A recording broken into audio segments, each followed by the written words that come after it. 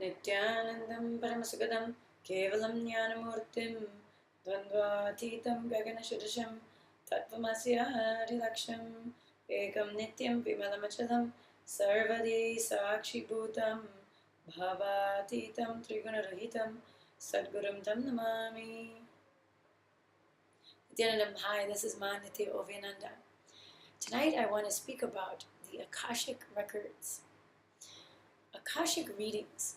This is another amazing thing that Swamiji is sharing with the world. Back in 2012, he started doing the Akashic Readings.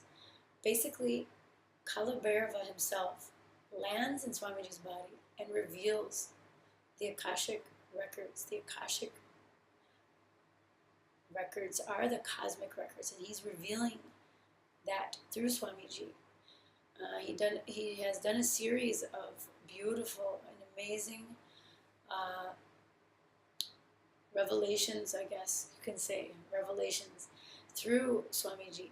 So, and then we recorded all of them, and they're all located on YouTube. So,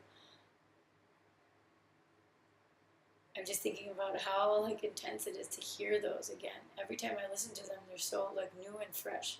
But he speaks about renunciation, birth, death, life, all of those major things. And it's coming directly from the cosmos itself, from Kalabhairava. So it's really amazing.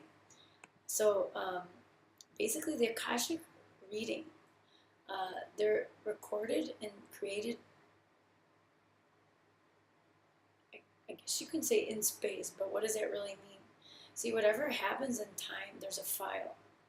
So whatever happens in your past, present, your future, everything is recorded in these records, in the cosmos. So when a being realizes that they're beyond space and time, they're able to decode those Akashic records and spell it out in a way that people can understand. That's what Swamiji does.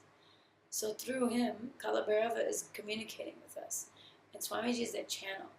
So that he can also relate to us in a way that we understand, and he can tell us what do these things mean about life. There's a time where he also answered people's questions from that space, from Kalabhairava. He also answered the questions about death. So many beautiful insights and understandings that we don't realize. What is going on behind our two eyes? We're only perceiving the world with two eyes. And that's what is astounding, because there's so much more to life and to the universe and to reality. So part of the reason Swamiji is waking up third eyes in people, because that is our ability to connect and see the cosmos and see what's reality, what is really happening. So these Akashic readings are amazing, and Swamiji has initiated the Nithyananda Gurukul. Many of those kids have been initiated to be able to do this. So how they do it is they connect directly to Swamiji, and through that connection, that oneness space, the kids are able, the Balasans are able to open up to Swamiji. So Kalabhairava himself actually reveals those records to him or her, whoever is there. Both the Balasans are all amazing. And I've had some readings directly by them also, and Swamiji. Never live with Swamiji, but it was an amazing experience. My very first reading from Kalabhairava happened in 2012, in November. I still remember. I was doing a class. I was in a class in the Ohio Vedic Temple, the Ohio Nityanandeshwara Sadashiva Temple. And there was a program in which at the end we were able to ask Kalabhairava a question. So we all submitted our questions, and then they were read out to Kalabhairava, to Swamiji, while we were there. And I asked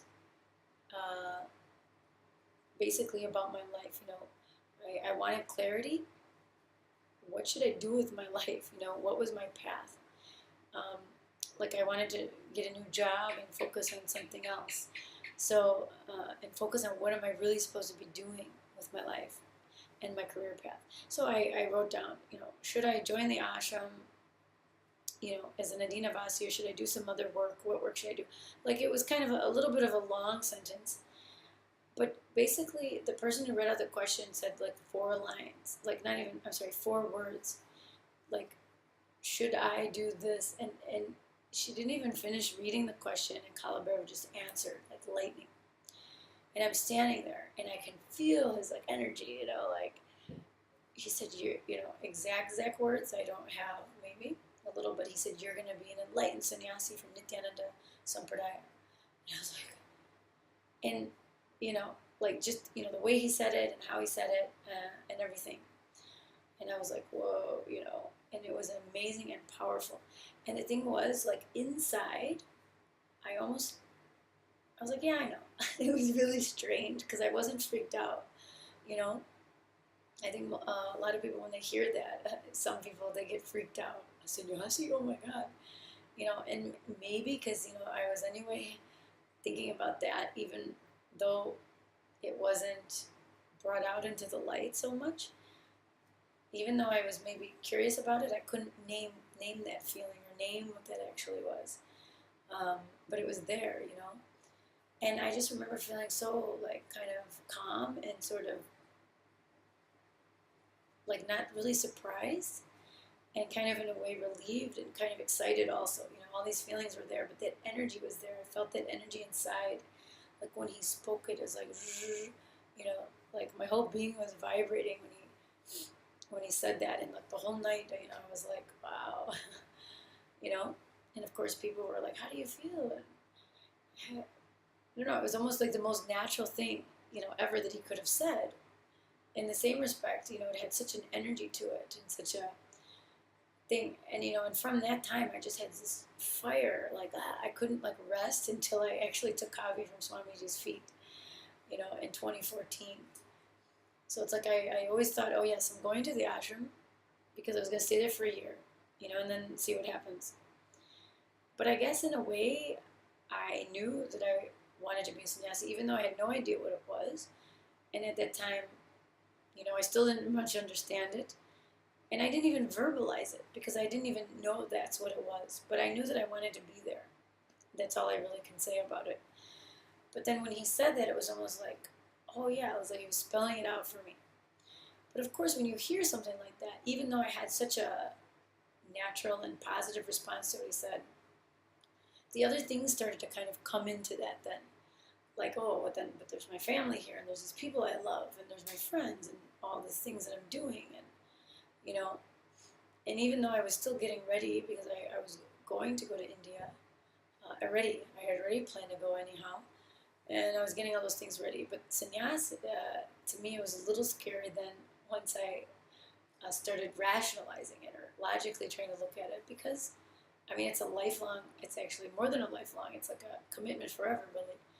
Sannyasi is a lifelong commitment, and it's not like marriage, like how many people in the U.S. get married and they don't take it seriously and they get divorced, It's not like that. For me, I feel it's not, and it shouldn't be,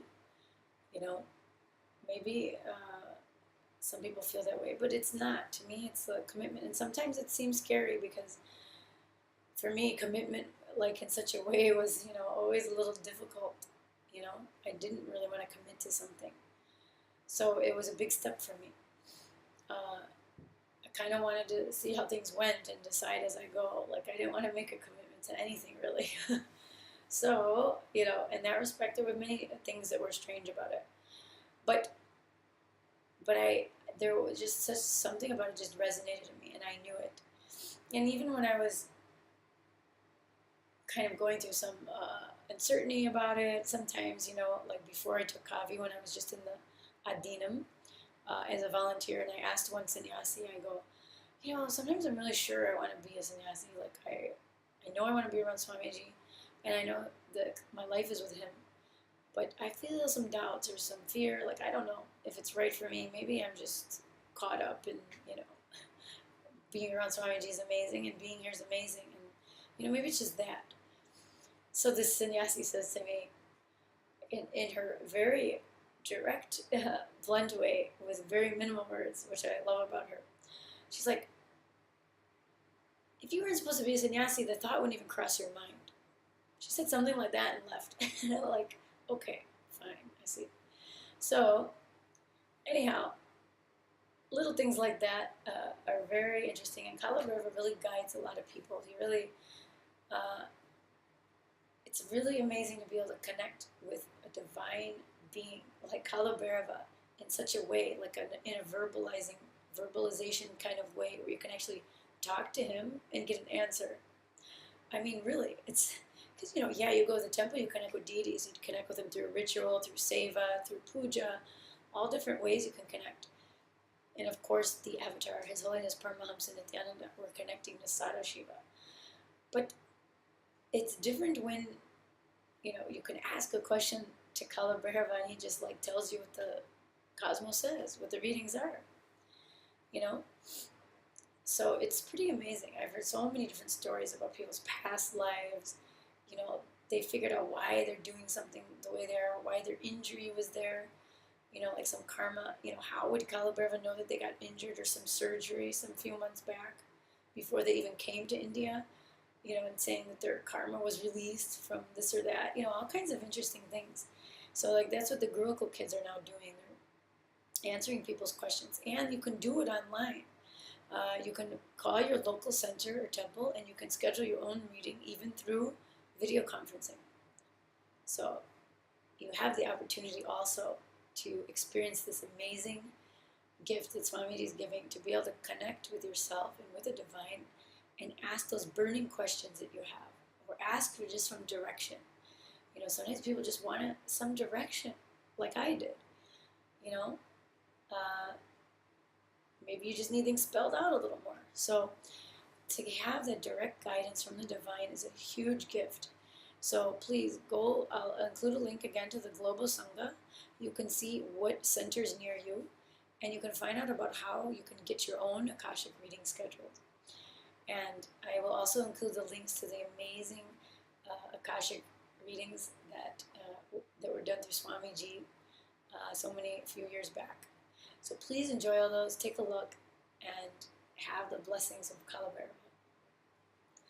Thank you very much for watching. Nithyananda.